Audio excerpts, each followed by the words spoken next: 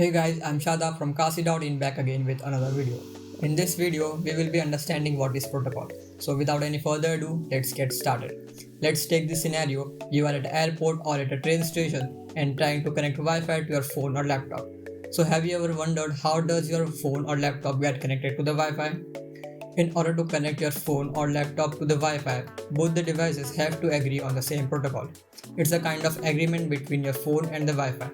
What does this agreement contain? The agreement makes sure that both the devices are speaking the same language for the connection between your phone and the Wi-Fi, like how they are going to connect, send, receive data from each other. Protocol is nothing but some set of rules for two different devices in order to communicate with each other. If two machines are talking or if two hardware devices are talking to each other, it's because of the protocol. Devices have to agree on the common protocol in order to communicate with each other. Let's take a look at some examples of protocol.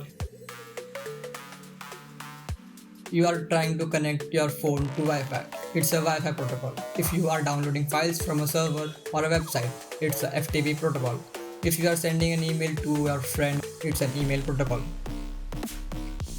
I hope you have understand what is protocol. If you have any queries, you can ask me in the comment section below.